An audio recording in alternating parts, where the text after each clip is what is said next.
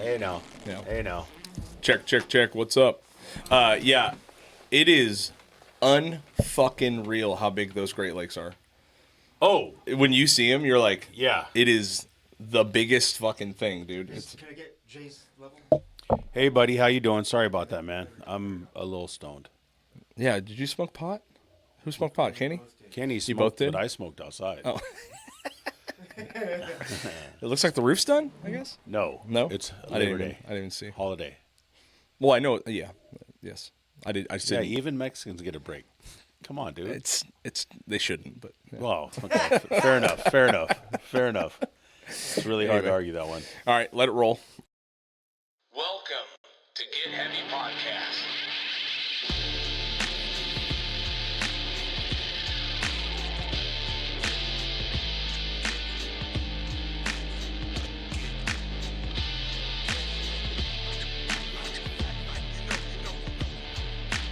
With your host, Craig Casamas and Big J Curran. We definitely shrunk. What's up? What's going How on? are you, dude? I'm doing great, brother. Beautiful Monday. It is gorgeous outside. God, it's nice. I was this close to riding my fucking bike this morning. I when I didn't see the truck in the Yeah. in the parking lot, I thought that maybe you did when I Yeah. came around the corner. No, dude, I've been working my ass off all weekend, and I might cruise for a little ride. Just like working in the house. Yeah, dude. Yeah, same. I chainsawed a shitload of trees down in my backyard Same. yesterday. I built a fucking giant shade gazebo in the backyard. Oh, okay. That was a dude. I did that over my barbecue area. Yeah, pretty much. Yeah, right where we need shade. Yeah, really nice. It's cool. It turned out great, but fuck, it has been hot, dude. I mean, we were out in the backyard from like Saturday because I have a 3-day weekend. It's Labor Day, Yeah, by the way. yeah. This is fucking awesome. 3-day weekend. So Saturday in the yard from 9 to 3:30, dude. Just Yeah. fucking sweat. I'm like so sunburnt. Yeah. It's brutal. Same. But yeah, got a gazebo built, chopped down a bunch of trees, fucking cleaned the garage again. It's been a busy weekend, dude. It's been nice, but Pretty much the it same is shit. Labor Day, and that's Yeah. nice, dude. So we do a bunch of labor. Yeah, Yeah. totally. Yeah, we did Saturday. I had a guy come over and he trimmed a tree, and I helped him get everything cleaned up and do the job. But I got a notice in the mail going, "We're canceling your insurance. You have a tree growing over your roof." And I'm all, huh. And then I got a call from the insurance lady going, "Hey, you got to trim this." I'm like, "I already got it covered. It's happening." Yeah. And we got it all trimmed up. Isn't that But- fucking crazy? They can just blanket send out you have a tree in your yard, and now we're not going to cover you. The reason that they just on whether I don't know if AI does it now, but they just Like survey the house over they the top. Google it. Yeah, totally. You know that yeah. that's what they're doing. They're Google mapping it, and they're seeing that, like, oh look, there's a tree growing because it wasn't a tree; it's just branches from the tree that are going over the yeah. house. Yeah. But yeah, they just and then I'm sure that's just an automatic generated. Yeah. You know, we're not renewing you thing. Jesus, dude. Yeah, Yeah. the insurance also in California has gotten absolutely fucking insane. Unreal, dude. Wow. Now that I pay for it, I'm like, what the fuck? Yeah. it's unreal. But yeah, it's been a nice weekend, dude. I haven't had a 3-day weekend in a while, and it's been. Yeah. I mean, just to where, and also we didn't have any plans, like really. You know Yeah. what I mean? Which is nice. So I have been a good. 3-day weekend every week. I know you do. Yeah. It's bullshit. It's so nice. But you do what? 410s? Yeah. Yeah, that's Yep. the schedule, dude. It really is. Honestly, they should knock all work week to that. I mean, I think there's actual pushes right now in some other states to knock school down to 4 days a week and work. Huh. Which school would be for the kids, like there is zero fucking reason for them to be in school 5 days a week, 8 hours a day. Yeah. I mean, Other than parent sanity.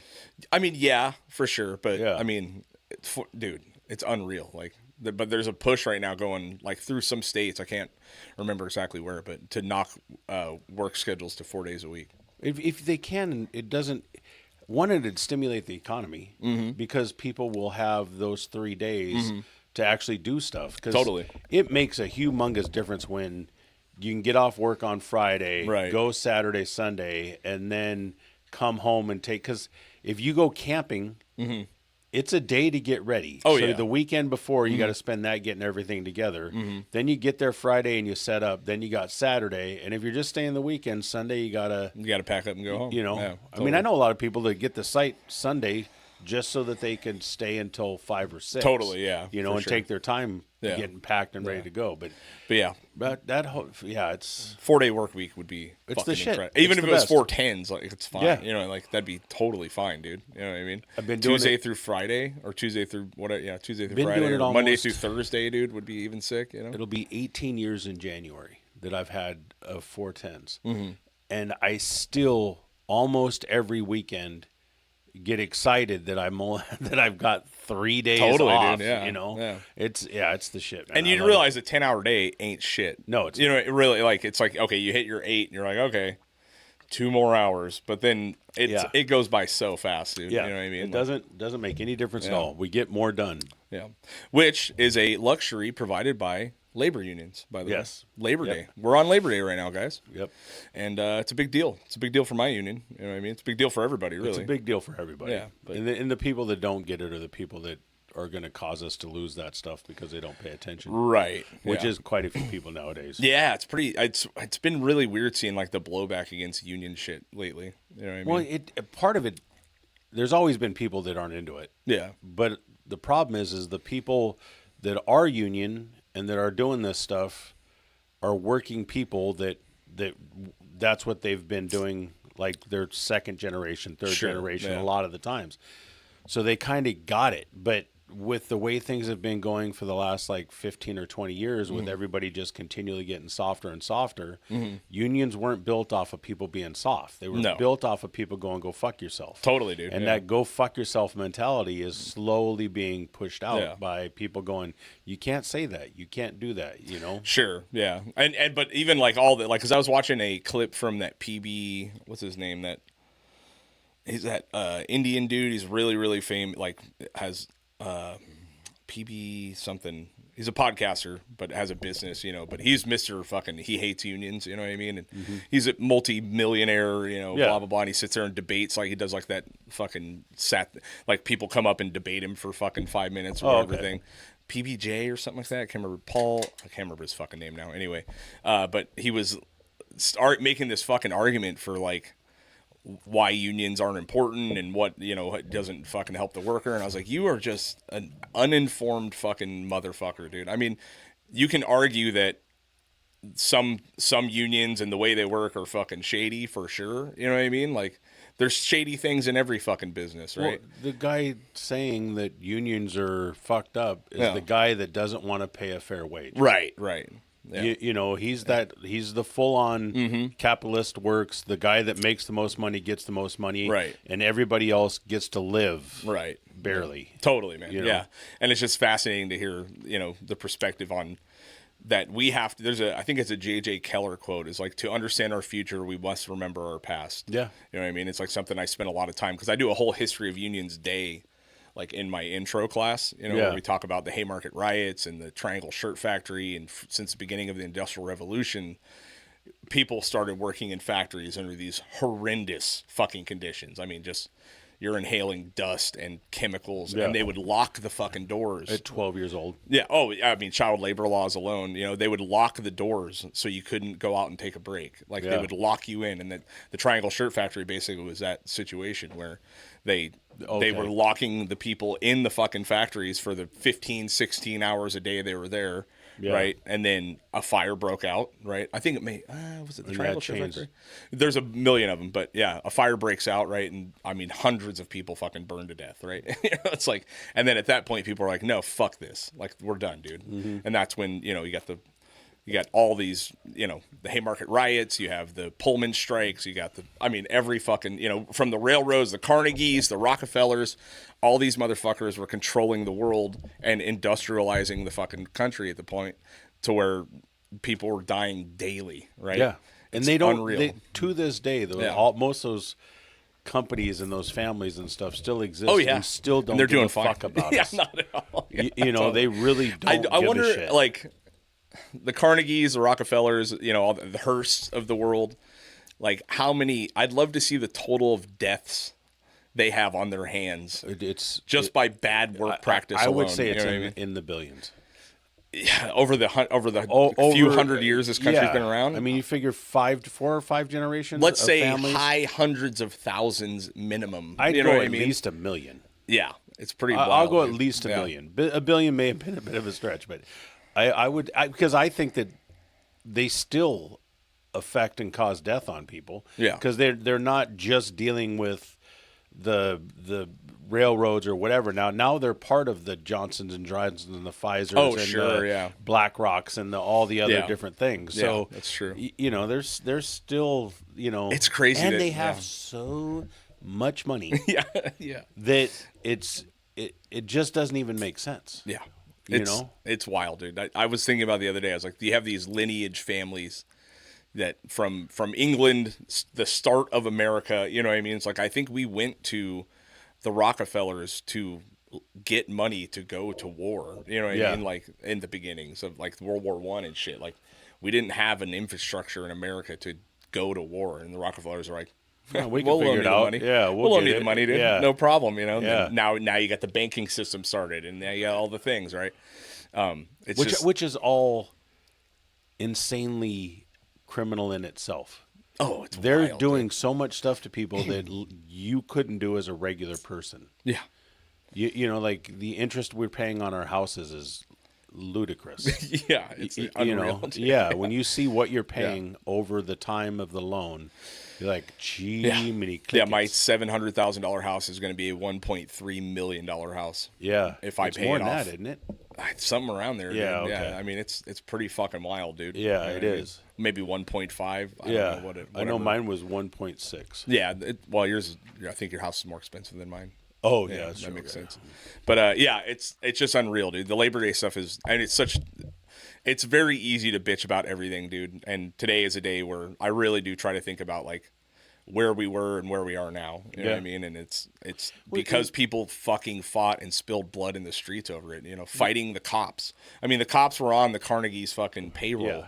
and they would send the cops in to just fuck people up. You know what I Yeah. mean? Like, it's just unreal. Like, you know, and you could argue it's kind of the same today. You know what I mean? The cops are on some people's 100%. payroll, and whoever donates the most gets the most amount of help, right? Yeah. But it's crazy to hear people bitch about things and what they have and what they don't have, and you don't realize, like, in 100 years how far we've come as far as there's also the one thing that we used to have that is kind of going away is like in the East Coast, if you had a job and you was a union job and there was a non-union job anywhere near the vicinity, the union people would go and make sure that job site would get wrecked. Yeah, you totally. couldn't, you It know, burnt down and- again. Yeah, Sorry. Yeah, you know, bummer. the longshoremen were a bunch of hardworking people that really fought to get where they're at today.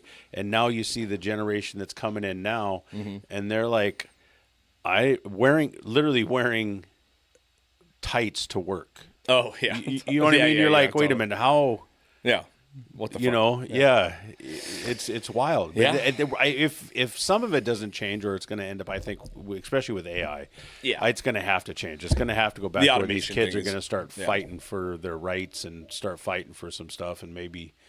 Well, you you know. got to. I mean, we just had a contract negotiation this year, and it was one of the hardest contract negotiations they've ever had. Now we ended up coming out with the best raise we've also ever had in our union's history. Yeah. Right, because they went to fucking war, and we pre-authorized a full local 12 strike if we had to go. Yeah. Right, and I was at the meeting, and I'm not really supposed to be giving away secrets or nothing, but this this can attest to where we are right now.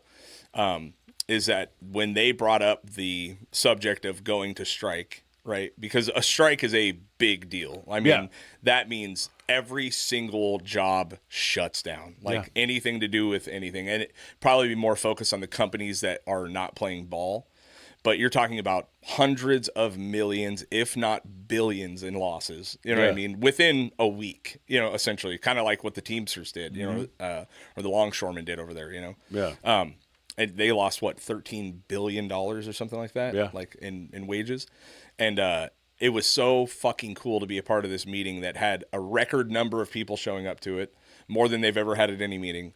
And as soon as our business manager brought up the fact that they want to pre-authorize a strike, there was not one fucking nay or boo in that crowd. I mean, 6,000 to 8,000 people were like, "Fuck yeah!" You know what I mean? Like, and that's power, dude. And it fucking scared everyone into playing ball. Wait, you know but what I mean? still think and that's what I'm saying about, like, I watch the newer generation and they're not showing up to the meetings. They Right. don't understand that it takes showing up Being to the involved, meetings yeah. and not just being involved, but like, like when we were going through our negotiations at work, these guys were like, "Oh no, we're going to strike." Like, Oh yeah. and I'm like, "Hey, wait a minute." So first of all, you guys do understand that strike means no pay.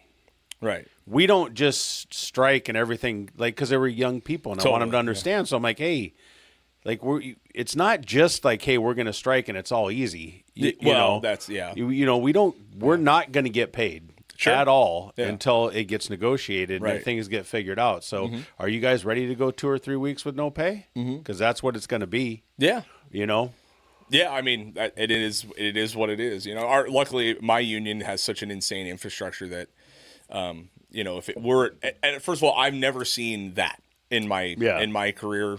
I've never seen them do a full, like, union wide strike. Essentially, but I've seen jobs that have been, there was a strike on the Shut job down. or whatever, shut down, stuff like that.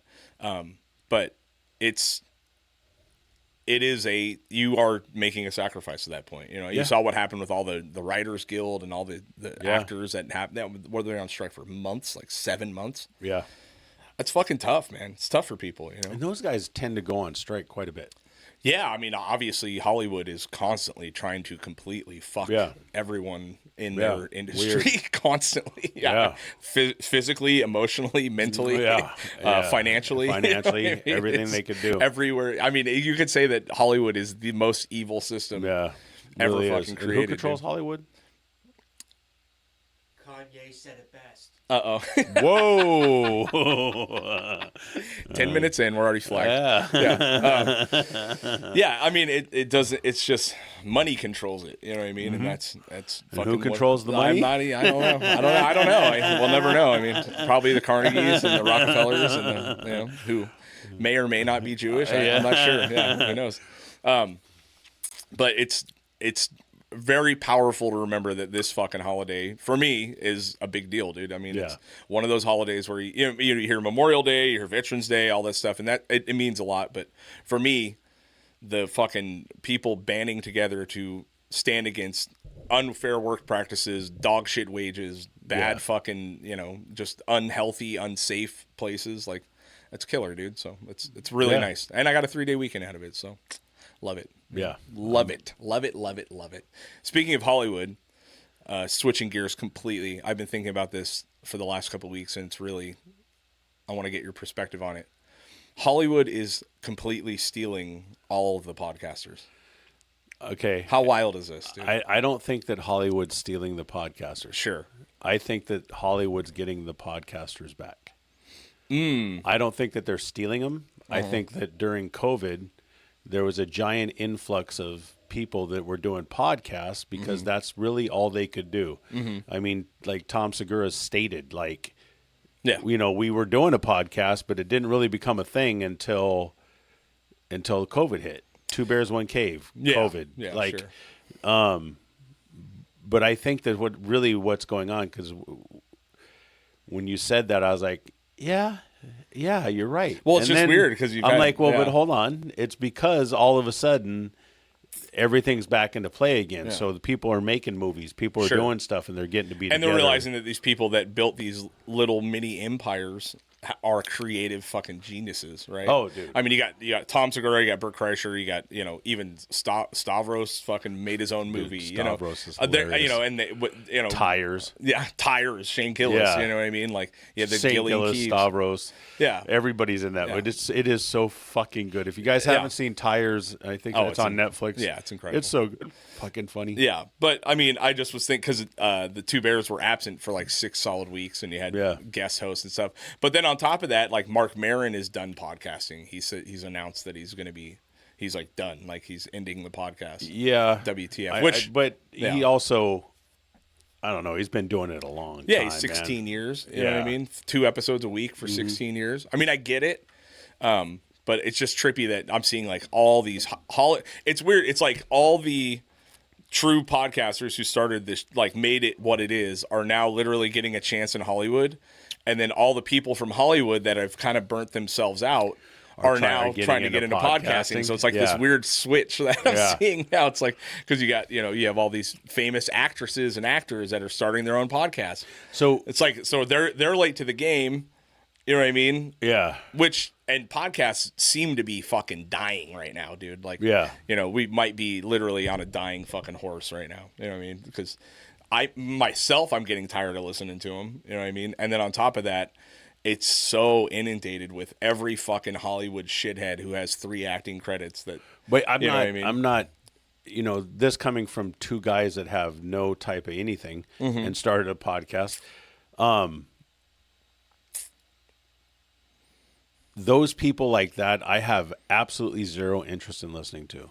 Yeah, like totally. My brother would. There's the senseless or there's Smartless. Smartless. Yeah.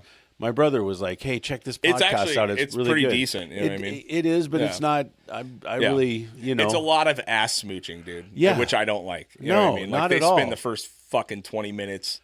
You know, blowing each other. I mean, they are very funny. Will Arnett is fucking hilarious. Jason Bateman is a dry savage. I mean, they're very, very funny. But every single guest on there, they're like, "You are," and I just mean this with the and it's like, oh my god, dude, fucking everyone calm down. Dude. You know what's the one with Sam Tripoli and Mark Norman? We might be drunk. Oh, that's. Is it not Sam Tripoli? No, Sam Morril. Sam Morril. Yeah. It's weird. But I'm in the thing. It's as far as like you're saying that those 3 guys they're funny. They're very funny. But there's some other podcasts that are just hilarious. Yeah. There's some of them that are so good, and it's the comedy I want to hear. Right. It's the shit talk and the Stravos and like Chris and Stravos on Two Bears was pretty funny, dude. It was very good, and it got way better towards the end. Totally. Yeah. Yeah. It's just so weird. It's like everything's flipping, and I'm so excited for all these people to be able to make this killer movies and TV shows that are looking forward to right up our alley, really, but it's so weird to see. I wonder if we're going to see a lot of those guys shift out of the podcast world and go into the Hollywood thing. You know what I mean? Well, the whole thing about that, though, is they're making money. Oh, yeah. Yeah. So, but none of them are going to make, even on a TV show, a movie, they're not going to make anything close to what they're going to make doing stand-up. No. You know what I mean? And their podcasting generates their fans. Sure. More than I think doing a movie is. For sure. What I like about the movie aspect of it is the people that are doing the movies, like Burt Kreischer's movie, The Machine, was fucking hilarious. It was great, dude. Yeah. I love that movie. But it was like one of the first movies that I'd seen in a long time that was just a good comedy. Totally. Without a woke narrative to it. It was just a regular old good comedy, no filters, no nothing. Let's do this. Yeah. And it was good, dude. It cracked me And you up. got Theo Vaughn. They filmed a movie, I guess. Theo Vaughn and David Spade made a movie together. Really? Yeah, they're like editing it right now. It's like called Bus Boys, I guess. That should be I'm great. sure it's going to be incredible. Dude. Yeah. Yeah, it's so weird to see the shift like happening. Yeah. You know what I mean? One of the things that I trip on, and Joe Rogan obviously caused this, but how people that you would never suspect to be the go-to for political podcast. Like when Theo Vaughn has somebody, or like I listen to Flagrant a lot when they get these different guests on that. Cash Patel, Trump, you're going on Theo Vaughn and you're going on Flagrant. Totally, it's wild. Dude. It's wild. Yeah, and then there's a whole rift with Maron and the podcast. Fucking, he calls it the brosphere. You know what I mean? Like because Maron have you seen Maron's new special? Mark Maron? No, I know who you're talking about. Yeah, he has a brand new special that came out. He literally spends half the fucking special shitting on like Rogan and Theo Vaughn, and So it's pretty fucking wild. Here's my thing about Mark Maron, and it's been this way for me for a long time. Right. I've listened to his podcast for years. Yeah. He is a whiny bitch, Dude. He That's exactly what I was gonna say. He always, and it's kind of his thing. Yeah. You know, but when he talks in a whine, and I couldn't listen to it Dude, there anymore. is nothing that makes my pussy dry up more than a 60-year-old man that blames his parents for how he is. Yeah. It like ever. He's been doing it forever. For 30, 40 years he's been that's been exactly, his, dude. his, and it kind of is like what I've been thinking about a lot is like this male anxiety fucking thing that's going on, like just all these fucking men and talking about, they lead the conversation with, well, I have anxiety and blah blah blah, and it's like, I'm just so fucking tired of it, dude. Like I understand we all have it. This comes from somebody that doesn't really suffer from it at all. No. So because it's being somebody, behavior. well, okay, I'm one of those guys that has bad anxiety. Mm-hmm. Yeah, that's fine. It's fine. It's whatever. But I don't believe that if I lived a sheltered life under my mommy, true. where I could just run in the house and go tackle her and scare her and everything would be okay. Mm-hmm. Didn't live that, and so now I'm at a point where I'm trying, man, but that fucking anxiety shit sucks. I get it. We're just actually allowed to say, hey, we have anxiety. Yeah, because before you'd always have some fucking B dude that's trying to alpha everybody out by going, oh, you're a fucking pussy if you fucking have fucking anxiety, man. Yeah. What a fucking twat bag waffle fuck. I have no problem with anyone having anxiety. Oh, like you just said I'm a pussy, essentially. Just because I could. Yeah. Without you punching me. That was it. That's the only place I feel safe calling Jay a pussy, honestly. No, I have anxiety. I am riddled with it. My every fucking thing I do, I have anxiety.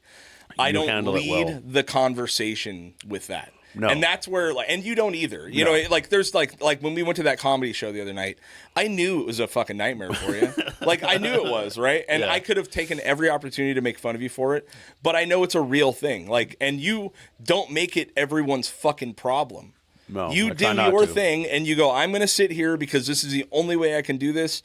And I fucking get that, dude. Yeah. I totally get that. And that's how I live my life. If my anxiety is at a level to where I can't be there, then I don't be there. Yeah. I have to excuse myself, or I will do something to put myself in a position where it's not going to be everyone's fucking problem. How often is that actually? Because you are pretty solid in your steps. Yes. You know what I mean? The only reason I am is because going to that show, just say going out in public, because Jay and me share a thing where I don't like having my fucking back to people. I don't like not knowing where the exits are. But the thing is that I have thought about that venue and where I'm going to be, and made peace with the fact that I'm going to be in the front. You know what I mean? Because we're probably going to be there early. And knowing that my sister's going, who is fucking the most anxious human on earth, and just deciding that, okay, I'll take the bullet, in case someone, because her fear is a comedian bagging on her. So there's I've already pre-planned out my fucking thing. It's like I was driving with my wife the other day, and this is an exact fucking, I don't know if it's a difference between men or women or what. I don't think my wife thinks about the destination before she gets in the car and puts it in drive. Yeah. At all. I don't think she considers it one fucking bit. One bit. She'll go left when she's supposed to go right, and the more her mouth flaps, the fucking less she is giving a shit about the destination that we're going. It's unreal to me. How often does she actually drive when you get in the car with her? The other day I fucking was like, you're not driving anymore. Because sometimes I'm exhausted. I don't want to do it. Yeah. And we're going to a very simple place. And every time I regret it. Yeah. Every single fucking time. Because I'm like, where are we going? Where are we going?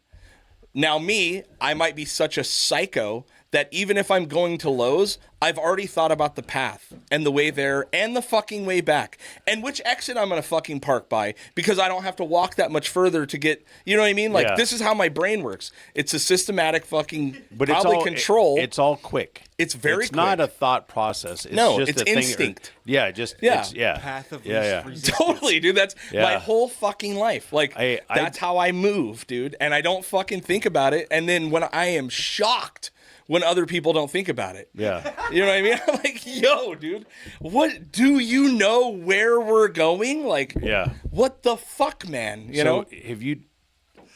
Because what I do that people don't get is I don't take any main streets. Sure. Yeah. Ever. Which drives me nuts, by the way. Yeah. Well, I kind of thought 'Cause I I'm would, direct but I path, never. you know? I'm Yeah. not direct path. I know. I am kind of like where Kenny's at. Yeah. I'm the path of least resistance. Okay. I don't want to get in. I don't want to get in traffic where we're Sure. going down Main Street, light to light to light to light to light. I would rather go down Market Street and go stop sign, light. Sure, yeah. You know, and if you kind of drive slow enough, you catch them Yeah. all.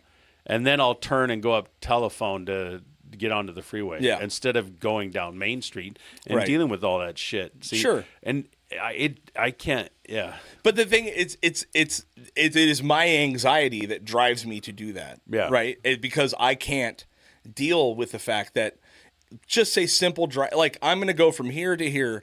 I literally have the fucking route mapped out. Like, in my head, I know that I need to turn off before I hit Main Street and go down this fucking road because I'm not going to sit through all the, you know. But like, you also have done it so much that it's not a thought. It's just what you're going to do. that, and yeah, and I'm Yeah. operating on pure fucking instincts. And when you meet people that, I'm just so fascinated by people that let their anxiety control their fucking lives. Like, I But they don't understand it. No, Like, the word in there that you really need to let go of and is let them. it is not. It is the word that No, because everyone they with don't- anxiety they don't- needs to hold on to. They can't just let their anxiety go. You can't just go, all right, okay, my anxiety's gone. No. You know what I mean? And there's people that are like, you have an idea of what it feels like watching me. Mm-hmm. Just like I saw your sister at the comedy show, and she physically looked like how I felt inside. Totally. Yeah, totally. You know what I mean? But Yeah. as much as you think you understand what that is, you don't understand what that is. Sure. It is not, it's not something where you just go, okay.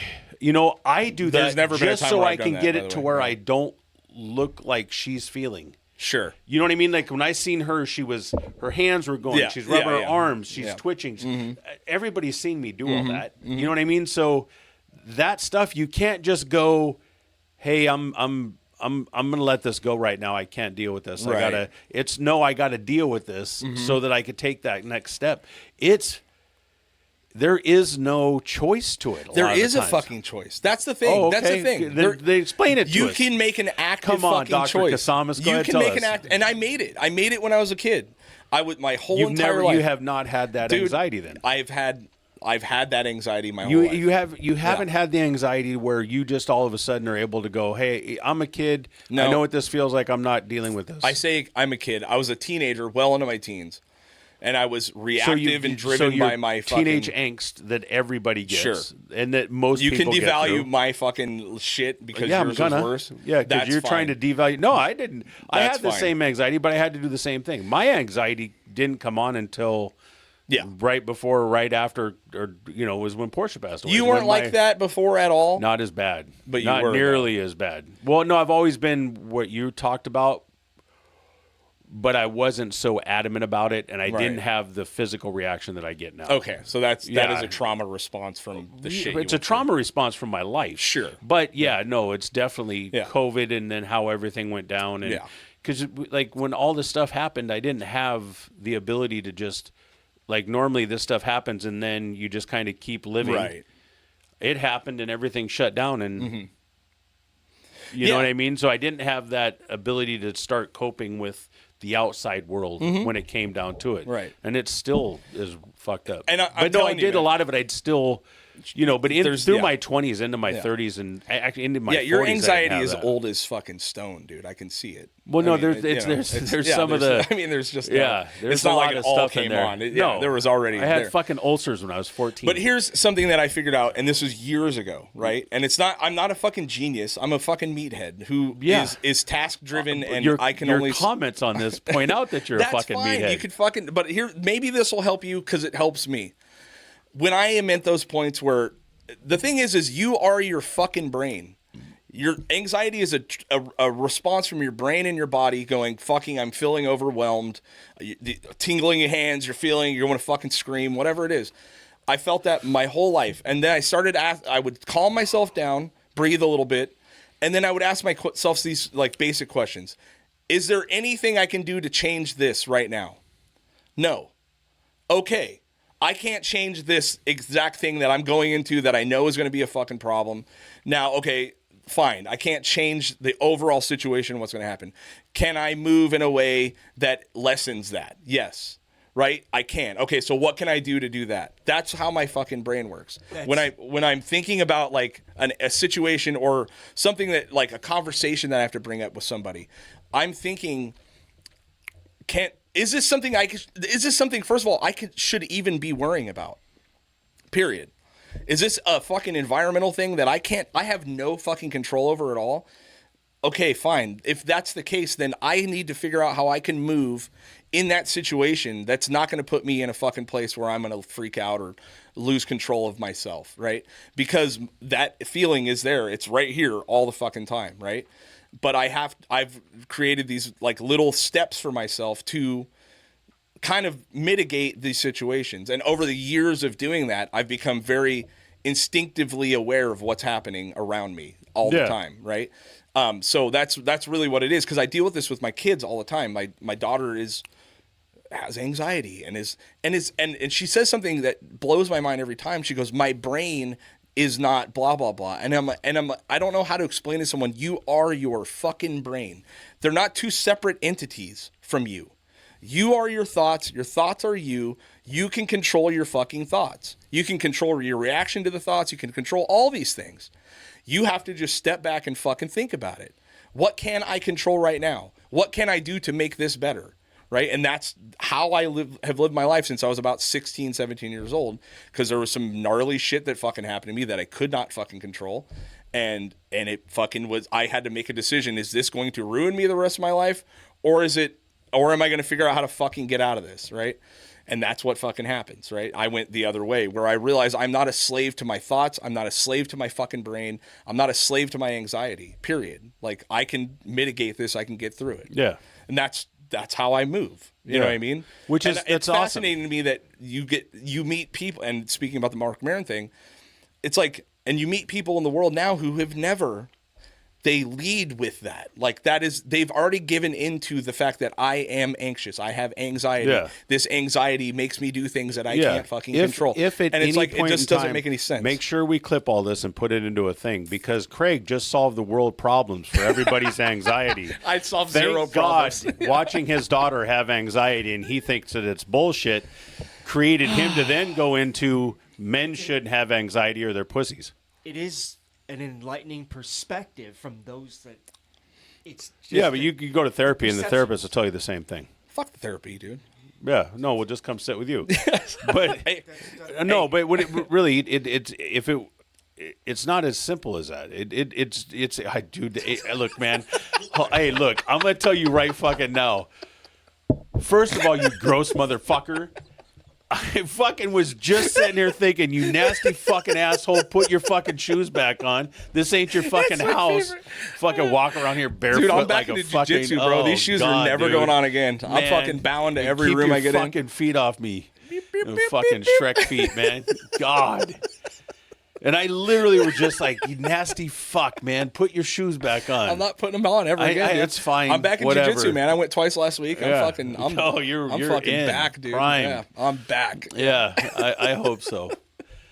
Also, being physically exhausted, eliminates your anxiety for sure. No, that's You big. know? I Man. mean, the number one thing is exercise, and I'm no one to talk because look how fat I am. But I just, I mean, look, man, I'm not a fucking. I haven't life figured out. I will still freak out and fucking make my family suffer for my shit that I'm going through for sure. Like I'm not perfect, but I move with meaning, dude, and I control the things I control, and I've gotten really good at letting go of the things that I cannot fucking control at all. Like, hey, man, you know I've what I mean? been saying the Serenity prayer pretty consistently for How's a that long working? fucking time. How's that working? It does.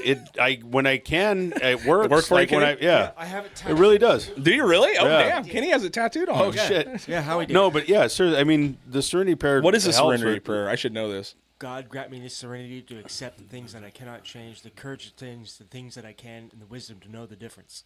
There you go. Yeah, That's kind of what you were Yeah. iterating. yeah, Hey, you know what I mean? yeah. Which sometimes it helps, sometimes it works, but I mean, also, there's obviously things that are going to happen that you're like, fucked. You know, you can't. You don't even. It's going to give you anxiety. There's no shit happens all the time that I don't even realize that it's going to do that to me. Of course, yeah. You know, and then all of a sudden, you know, my cousin was really good about noticing, like, hey, it's time to get him out of here because I'll Yeah. just start fucking playing the piano. Yeah, my that's fingers just start going to Yeah, that's town, true. man, and then you know, oh shit, okay, Yeah. he's starting to get there. Yeah, it's just I just don't. You don't have it. I don't have it. No. but I do have it, but I don't. You I don't let don't, it. you don't. I don't let it get there. You That's- do not have what a lot of these other people do have. But and fucking why? I'm not talking about Scout. No, Because yeah. Scout has her anxiety that I think that all of us have at a certain age, and I think Oh, of across course, the yeah. board we I don't all think have it's at a certain anything age. above No. normal from But- teenage angst. but- you know. When we were kids, it wasn't really talked about, and you were just like, this is how you deal with life, is you just work and you do this and you do that, and that's how you get. Now it's like, hey, I have anxiety. Well, okay, let's manage your anxiety. Not, hey, I have anxiety. Okay, that's awesome. Now go play soccer. Go Sure. go of get course. into, you know what I mean? Yeah. So I think that it gets addressed a lot more with the kids, and that probably helps drag it out. And as far as Mark Maron goes, he's been that way and I know, a crybaby about that shit. Yeah. I mean, it's literally why, because he has great guests on there, and he does a pretty good job. Oh, he's an doing incredible interviews. interviewer. Yeah, dude. I but- mean, just he is a really top notch. Yeah. he pulls shit out of people that I mean you never would have But thought. even his intro and talking Yeah. about his house and his cats and the Yeah. girlfriend and all the other shit that he talks about, Yeah. I'm like, man, dude, I can't. You just can't you identify can't- with it. No, Yeah, totally. not at all. Yeah, but I don't know, man. I've had some conversations in the last like month or two with people that I just don't. I feel like I'm a fucking foreign entity, dude. You know what I mean? Like I really, because if this is how everyone is, like where the fuck? What am I doing? You know what I mean? Like every single fucking person is like my anxiety and this and that, and you know, and I'm like fucking how much do you give it life by talking about it constantly? Like what happened to just stuffing some shit down, dude, and Yeah. fucking keeping it moving? You know what I Yeah. mean? Like, and that's the thing with like therapy and shit. It's like, dude, therapy is not meant forever. Like, there's points that I would assume therapy is supposed to end at some point. Like, if you're a dude and you tell me you've been in therapy for 20 fucking years, 30 years, I'm like, what the fuck? Like, why? How many times do you have to rehash this shit? Well, the rehashing is one That's of the what I'm reasons why I saying, don't though. That's go. like what it is. But- It's like, you but know. again, it goes back to your personality and how you are as a person. You don't maniac, I guess? I don't know. No, it's not necessarily that. I think there's a lot of other people that are probably in the Maybe. same situation as you. You just happen to be around a lot of people that have a lot of trauma. Is it? Yeah. Who are you around that's even kind of normal? Yeah, but I mean, No, go ahead. Who am I around? wait. No. I mean, I get you. Everyone has their shit, right? And the worst thing that ever happened to someone is the worst thing that ever happened to somebody. That's for true. But how much of the trauma can get moved past? Like so much of it. So much of Once it. again, You know what I mean? It's not. There's a lot of that trauma that just doesn't go away. I mean, it might just Sure. go away for you because It doesn't go away, but it's not a leading factor in my fucking life. Yeah, but for a lot of people, it's still there. And I do understand what you're saying, because there's things that I see and there's stuff that I see where I'm like, okay, why? Yeah. You know, like this doesn't, Mm-hmm. you know, but that's them. it's I not know. you, and if it's not, but this goes back again, and it's kind of an ongoing theme within the podcast itself that I think everybody really understands. You're the least empathetic That's not motherfucker that I true. know. It is so not true. true. It is so true. I don't lack empathy. I lack the capacity to fucking like care about dwell people on it. It's called empathy. Not understanding about people and not caring about their It's situation. not. It's is not lack that I of don't empathy. care. I will give everyone the attention that I can absolutely give them, and I will be there for everyone that needs me to be there. You not only do you not care, you're gonna shit on people that have. I'm the not shitting problems. on people specifically. No, and not this on isn't even anyone like- specifically. You're just No. saying that people with I anxiety just don't are understand the pussies. culture of fucking anxiety and why people let it run their fucking lives. That's why I'm going back to the fact that you've never really had true That's not anxiety. true. No, Okay. it Yeah, is all right. true. It's not in your DNA. No, It's just obvious. It's You know. deep in my DNA. Yeah. yeah. I Yeah, mean, way deep. super deep Way because I can deep. stuff shit down and Yeah. fucking keep it moving, dude. Yeah. I mean, what are we doing here? It's debilitating, man. It's so shitty and uncomfortable. Yeah. And I've never, like, I didn't have a. You're right about. I still had certain issues with making sure my back's to the wall. Yeah. But like even thinking about going to like the Hollywood Bowl and to being around a bunch of fucking people. Totally. Yeah. is, I get is, it. Yeah. You go to shows. Yeah. One of the reasons I'm I don't getting go a to lot shows. more selective though, dude. Well, that's I old can't age. anymore. Yeah. Totally. That just comes with. But it's not because it's not because of an anxiety thing though. It's just because I don't want to fucking be somewhere for 6 You got hours anymore. 3 kids and a wife. Yeah. It gets kind of selfish and hard to go, hey, I'm going to go to a show every night of Right. the week instead of hanging out with you guys. Yeah, but they're so boring, dude. Yeah, dude. I tried talking to King. Oh, dude, he's 15. You can't. There ain't a thought going through that thing, dude. He literally the other day was fucking. My wife came in the garage. He's in his underwear, and he has a knife in his hand, and he's flipping it in the air and catching it. Yeah.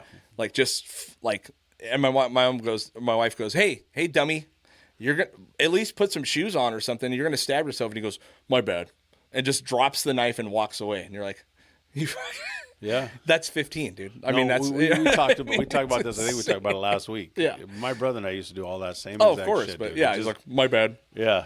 He's 15, dude. I mean, there's just no. Yeah. But I will say we went to a show the other day. Actually, I took the kids on Wednesday. John's band Headcut. If you guys have not heard Headcut, they are fucking incredible. They are a really, really good band. Sasha, Seth, John, Oscar's in it. Anyway, they opened up a show that it's called the Mystery Spot. It's right there on A Street and like Oxnard Boulevard. Right.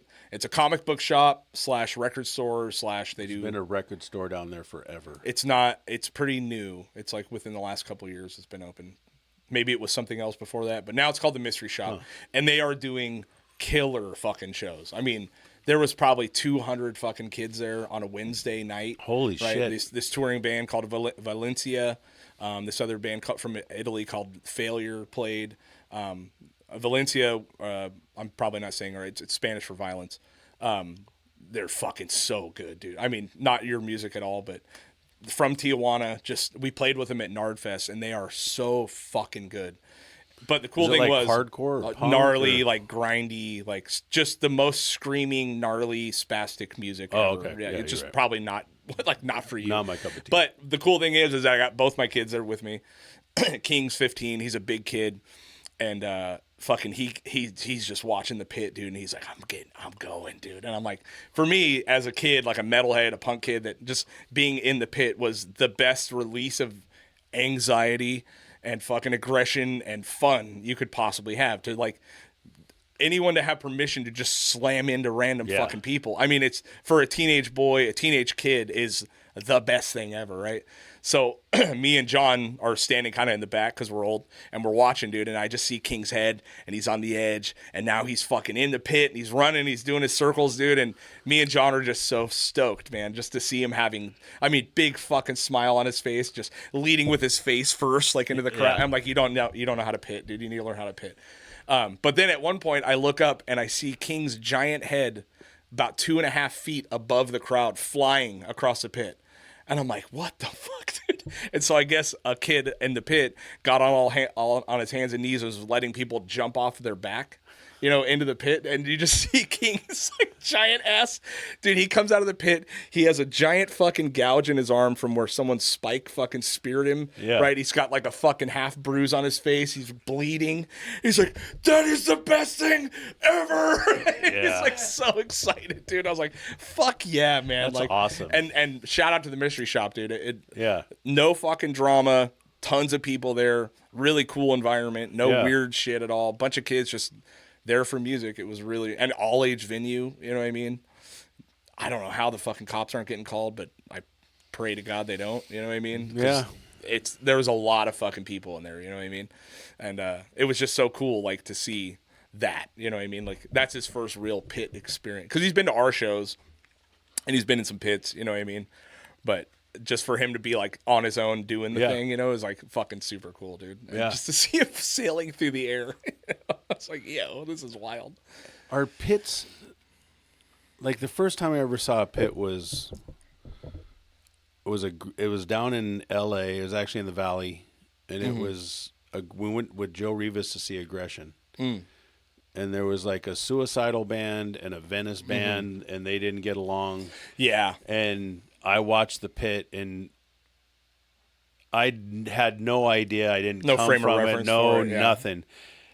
And I just stood there with this look of astoundment on my, just astonished on my face, looking at what was going on. Yeah. Watch some young girl, and I was in my 20s, or I maybe in my 20s when it happened, and I watched some young girl just get her whole clock clean. Yeah. And I mean, the whole pit wasn't just like I've seen various levels of pits now. You know, Right. I worked at all ages punk shows and stuff, so I've seen a lot of it. But that was a whole different level of violence, and I'm guessing that nowadays that it's not anywhere near the thing. It is like because you were probably at that show in the early '90s. I'm guessing, right? Mid '90s, might have max. been late '80s. Oh, late '80s, right? Yeah. So pits were violent back then, dude. Oh, it was nuts. And every single punk scene didn't necessarily get along. So the pit was like where you settled shit. You know what I mean? The two places, the two people that were there did not get along. Yeah. And I watched that from all different areas of the fucking place. And then Aggression was headlining. And I've told this, but Joe Rivas was up in like this balcony area. Oh, yeah. Yelling Nardcore. in an LA city. Yeah. And I am... Yeah. I'm just going, oh my God. What in the... I mean, I was the big skinheads and not like... The fun ones. No. Just like American History X a big, skinheads. giant skinhead that looked like he just got out, wearing bib overalls with no shirt on. Right. You know, just... Yeah. I'm like, man, here we go. Yeah, pits now are, I mean, the cool thing about a pit is it's fun, right? And the cool thing was when I was like, hey, did you fall down? He's like, yeah, I fell down like 4 times. You know what I mean? I'm like, because you don't have your pit legs, first of all. Yeah. Like, you got to get, I swear to God, being in mosh pits has helped me in jiu-jitsu. Because it's hard to take my ass down, dude. Like I'm used to being hit from all sides. I have tree trunks. It's pretty fucking gnarly. But you know, I was like, what happened when he fell down? He's like 9 people picked me up. You know what I mean? I was like, that's cool. Yeah. Now, what's happening now in the fucking punk and hardcore world is that karate moshing, like the karate dancing shit. Have you seen that? Yeah. Where they do the back spins and the kicks, and it's like I really don't like it because there's 4 people doing it. Everyone else is guarding themselves. And there's no one in the pit besides these 4 guys that are fucking doing karate kicks through it. You know what I mean? And that shit annoys me bad. You know what I mean? Somebody would go out there and tune them up back in the day. If there was some dude out there. Yeah. I worked shows. Well, I used to be the guy that would do that. Yeah. I would stop that pit pretty quick. I would. You know what I mean? I would work at the Ventura Theater when they would have, you know, White Zombie, I mean, just all these different heavy bands, and they'd have me come work. And my stipulation was that I would only work the pit, and that I'd bring my brother Wade with me. Sure. And that was my whole thing, was just stand on the edge of the pit and watch Make for sure everyone's- dickheads. yeah, and totally. then 'Cause they're there. They're everywhere, yeah. And then I would snatch them up, Yeah. drag them out, and throw them out the back door. Totally, yeah. And it was a fight the whole night. Yeah, You know, I'm fighting that person. I'm getting hit by everybody as I'm walking through the crowd. Yeah. You know, Yeah, totally, but as long as Wade was there, I was pretty good. okay. Yeah, I knew yeah. I'd be fine. Yeah, You know, Yeah, I mean, it was, coolest, real quick, the funnest, coolest, baddest fucking pit I have ever seen was at the Mayfair Theater. Okay. I'm going to say there was well over 100 people there, and it was for Thought Festival, who is like Pika, Maury, all these guys from Oxnard, Sean. Oh, I can't. Anyways, they were a fun band, but they were all from Oxnard, and I hired a bunch of Samoans to do security. Mm-hmm. The whole place was in the pit. Nice. And That's I cool. mean, Yeah. I'm standing on the outside just kind of overlooking everything. Mm-hmm. And I'd already told the Samoans, like, hey, these guys are going to start doing this stuff. Just contain them. Yeah. Like, don't do anything else. They can't hurt you. Right. Like, don't do anything. Literally, you know? couldn't hurt. Yeah. Totally. And I looked around the room at one point, and there was maybe 10 people Right. that were not in the pit. yeah. And it was just one Giant circle. That's of awesome, just, man. and everybody was just arms around each other and dancing. Everybody Yeah. was singing the songs. Man, it was It's such a fun, good man. time. I mean, it can be as close to a religious experience. You know what I Yeah. mean? Like, I could see, the correlations between worshiping and fucking doing that. Yeah. You know what I mean? It's controlled chaos. Like, it really is. You know what I mean? So Yeah. I don't know if John was one of them. He could be for sure. But like little Matt, Mm-hmm. Maury, Matt Cash, by the way. yeah, Matt Cash, Maury, a few of them that I knew as little kids. Mm-hmm. And I knew them as little kids because of them going into the pit and me watching them mosh. You know? Mm-hmm. Totally, yeah. I had one come up to me at Nickelby's and goes, hey, aren't you Jay? And I'm all, yeah. He goes, didn't you used to work at the Mayfair Theater? And I'm Oh. like, yeah. He goes, dude, we were in the pit and I was going around the pit and you were going upstream and I ran into you and I broke my arm on your belly. That's so good. Yeah. I was like, oh shit, I'm sorry, dude. He, nah, man, it's No, it was fun. the best night of my Yeah, life. we had a dude. good time, man. Totally. Yeah. Yeah, it was so much fun, dude. And it's so cool to see my kids like getting into it because we're in Oxnard now and that they have shows multiple times a week. Yeah. And so like I went there to scope it out and make sure there's no fucking real weirdos or anything hanging Yeah. out, and everything was cool. So I feel pretty confident I could drop them off now and like let them do their thing, let them fucking hang out. And How old is he? King's 15. Oh, okay. Yeah, Scout's 17, but it's just I don't know, man. You just miss the culture of like a fun pit, dude. And Yeah. the funny part was is like the kids were asking me like, "Oh, Dad, why don't you go in?" I was like, "Dude, first of all, I'm just too fucking old. Like, I'll get in one every once in a while and do a few laps, you know what I mean? But I'm not going into pits, like." No. And then my mom told him this story because they were the next day they had to go to school because they we were out till about 10:30 probably, and I was like, you guys, this is the thing, you guys, we get to go do this really fun thing. You guys are gonna have to fucking get up and go to school, and yes, you're gonna be tired and you're gonna be sore, and that's fucking how it is, right? So my mom takes them to school the next day, and they're asking Grandma like, Grandma, have you ever been in a mosh pit? Like, and my mom's like, well, not really, but she's all, I used to watch your dad, and it would terrify me, you know what I mean? Like, just to watch him be in there, you know what I Yeah. mean? She's all, but then he started playing music and he was in a band, and the first show I see, I'm like, oh, thank God he's on the stage. He's not going to be in the pit, like, because moms are worried, right? And she goes, and then the motherfucker grabs the microphone and dives in the crowd and is in the fucking pit while he's singing. She's all, I didn't know there was another whole level of anxiety about things like that. You know what I mean? And then the kids are all, whoa, really? And I was like, yeah, I used to do it a lot. You know what I Yeah. mean? Like, but it's just it's very cool to see him like, just, I don't know, just something about fucking What band getting were you in hurt. when that happened? It was probably the Wrath, like when the Wrath. Okay. Like, I mean, I was in a million bands before that, but I was But never I think the singer. even in the Wrath, it just seemed like you were. I guess you were in your 30s, huh? No, I was in I was at 22 when I Oh, started really? the Wrath. Yeah. Shit. When did you guys stop? How old were you when you stopped? We stopped playing like 2015, so whatever I was around then. Yeah, and like probably 30-ish. Yeah, 30-ish. Yeah, because I had both the kids at like 26, 27. Yeah. Okay. But I mean, but it just, it's because there was certain songs in the Wrath that like I would just put down the guitar and then just like at the end of the night I'd sing a song and then I'd usually end up in the pit, with the microphone and shit. But my mom was like, "This motherfucker."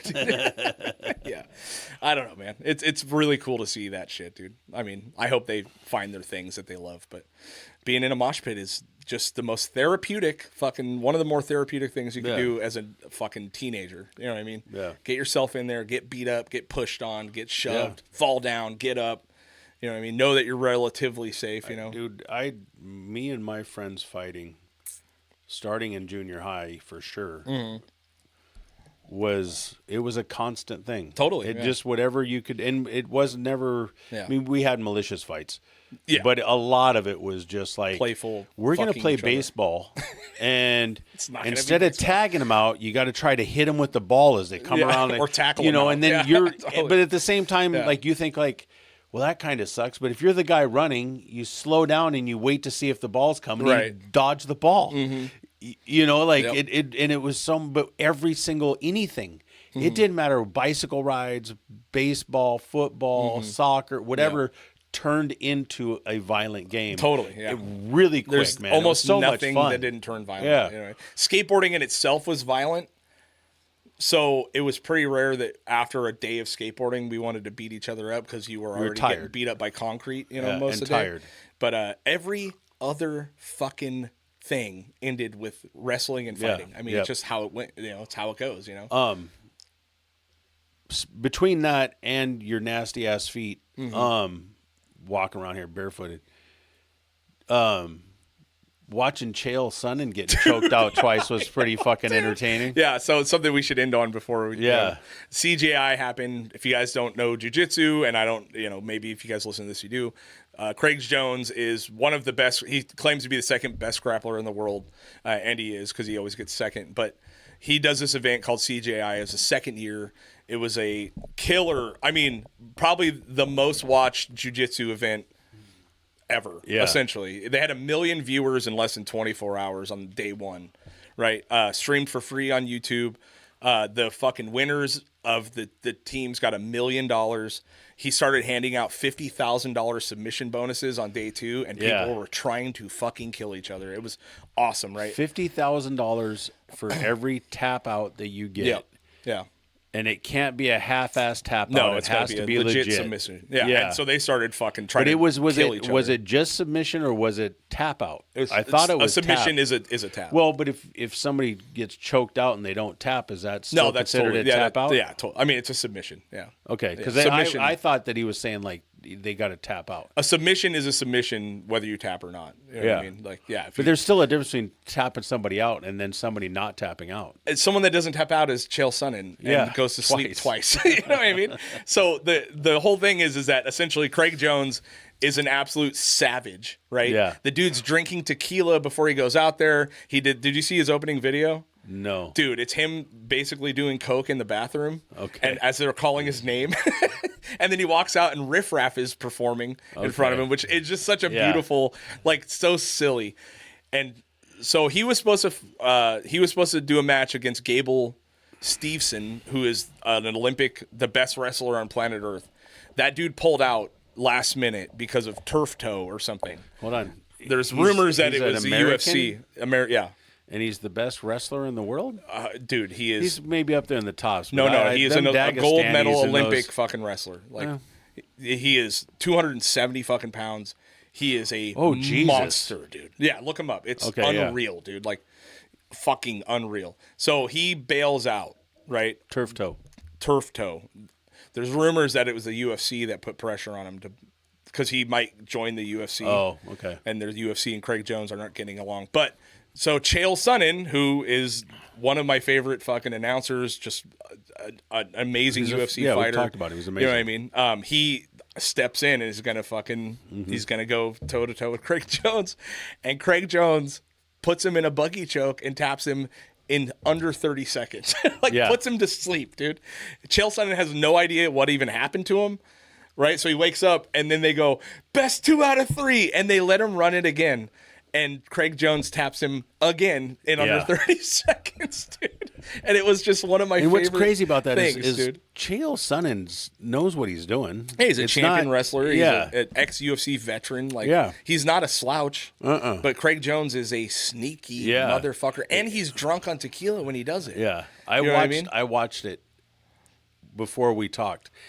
And I knew it was Chael, but I was all, is that Chael? Yeah. Look Yeah. at that's not Chael. He took the fight on like 3 days notice. You know what I mean? In So- my head, I went, that's not Chael. That dude got tapped out way too Yeah. fast. And then they panned to him sitting there kind of catching his breath. And I went, oh, shit, that is Chael. Yeah. And then I thought it was Ryan Gordon. Oh, Gordon Ryan, yeah. Yeah, no, Gordon. no, he wouldn't be anywhere near it. That's Yeah. who I thought he was wrestling. I know. Because I'm like, That would dude, be the the way super that he fight. whooped his ass, that's who I figured. Craig it Jones was. is the only one that's ever actually fucking pretty much beat Gordon Ryan. Yeah. Ever. Gordon Ryan is the most winning fucking jiu-jitsu Yeah, he's a champion. psycho. I mean, he's nuts, dude. But yeah, Craig Jones actually broke his fucking, I think he broke his foot. But the only reason it ended is because the time ran out. He was about to tap. I mean, he's the only one that's ever even got close. Really. Yeah. And Gordon Ryan. So the trippy part is like you have Danaher, who is the coach of Gordon Ryan's side. They're the Danaher Death Squad. They're now called New Wave, I think. And then you have B Team, who is Craig Jones's team. A lot of the B Team guys were Danaher guys, and they had a big falling out. So there's like bad blood. So for the final competition, it was Danaher guys versus B Team. And B Team ended up winning everything, so they won the $1 million. And Nicky Rod is one of the guys on B Team, and he won the $1 million last year. So B Team 2 years in a row has won the CJI and beat the Donahers. Like, Yeah. it's a big fucking upset for jiu-jitsu, you know what I mean? But just the whole spectacle is incredible. I mean, they're making jiu-jitsu exciting to watch, Yeah. you know what I mean? And just the way they do it with they have concaved walls, you know, so you're in like a pit. You can't. Because jiu-jitsu matches, you go out of bounds, you get reset like 100 times. There's no out of bounds. You have to just keep going. And then when Craig Jones goes, hey, fuck this is boring, $50,000 for every submission, everyone's like, okay. Yeah. And you saw a completely Yeah. different We have set the next day. $750,000 set aside for submissions. Yeah, it was awesome, man. Yeah. So yeah, check it out. It's going to be online all day. Well, it'll probably be behind a paywall, I think, by the time this comes out. But Yeah. it was fucking I've been awesome. watching clips, Yeah. so I watched a bunch of clips today. I sat down and watched damn near both days. Like, Yeah. just watched it because I'm back, dude. Jiu-jitsu, I'm back. Awesome, man. Feels good. It was Yeah. honestly really cool to see Ted. Man. Ted was the previous guest, his son-in-law. I've been Yeah. I've been hoping and pushing for this Yeah. meeting of those guys for a while because Ted definitely needs some, Yeah. help. Him It was very fun, man. Help We him were- deal with his pussy ass anxiety. Yeah.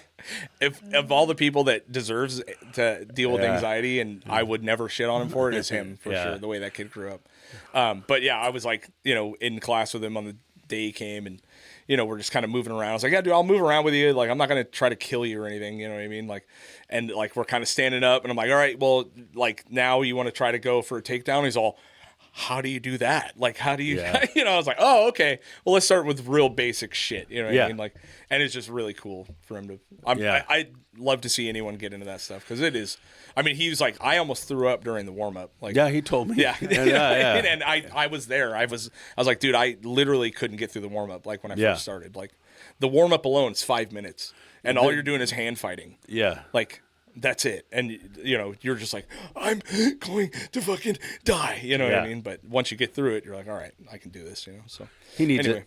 that's it. All right, guys. Want to get the fuck out of here? Yeah, let's we got, go. We got Labor Day shit Yeah. to do. Don't forget why we are here, okay? Unions Yes. have helped you guys out in a million different fucking ways. Yep. Celebrate the Labor Day. Make some fucking barbecue. Do something. Put your feet on your friend if you can. Don't do that. It's It's fucking gross. Check out Dead Man's Beard Co. Yes, Dead Man's Yes, Beer Co. please. Best beard products on earth. I Yep. actually didn't put it. Oh, I did put some butter in today. Yep. Hey, in Belcom Canyon, if you don't follow them, follow them. Yep. They're he's a really, really good dude, and he's out here just hustling and making that money and Yep. making things happen and making a really good product. So if you can, get out there and enjoy. I'm now a month sober. Nice. Congratulations. You're a Yeah, big deal. it's awesome. 1 month, huh? 1 month Nice, today. dude. Beautiful. Also, if you guys want to support this podcast, the easiest way to do it is go on our YouTube page, our iTunes, our Spotify, subscribe, rate it, leave a comment. Free, easy way. If you want the extra step, jump on the Patreon. All these episodes go up early, and we love you. Hey, and if thank you have somebody you want to see on here, That's or right. you want, just send something into Ted, Craig, and we'll go through it and Yeah. have a talk and see if we we're can make it looking for happen. guests. Yeah. Actually, we should probably just do this. We'll do this at the end. I want This to is do a the separate end. clip. I know. We'll do a separate clip. You of said this. at the end, it's the end. You're so helpful. All right, guys. So look, here's what's going on. We are kind of shifting focus on this podcast. Obviously, me and Jay can sit here and bullshit all day forever, and we're going to keep doing that. But we're looking for people that are in our area, in the 805 area, Ventura, Camarillo, Oxnard, whatever it is, that have really great, interesting stories, whether how And you grew up. Don't give a shit where you're from or what's Right. going on, so long as you can make it to the studio and we can figure it out. Right. And you got something you want to talk about that's a worthy story of how you grew up or what you had, some of your stuff that, some that crazy caused event you trauma went in through. your life that has you having really bad anxiety now, so that Craig can call you a pussy and say it's not real, and that you need to just go, no, really, I'm okay. Yeah. God grant me the serenity. But also business owners in Ventura. We're really interested in talking to. We want to start building out this thing more local, Yes. rather than trying to reach out to people that don't really affect our community or are in our community. So if you are a business owner, you're starting a business, you got something going on, restaurant, you're doing a taco shop, you're doing a clothing store, you got records you're slinging, hit us up, getheavypodcast@gmail. You can always slide into our DMs on Instagram. I look at those pretty often. Yeah. But like I said, we want to start focusing on people in this area that have a cool story to tell. Whether it's family lineage, it's trauma shit you went through, how you grew up, just your experience in the world. We're looking for it. So hit us up. Yep. All right. Love you. Peace.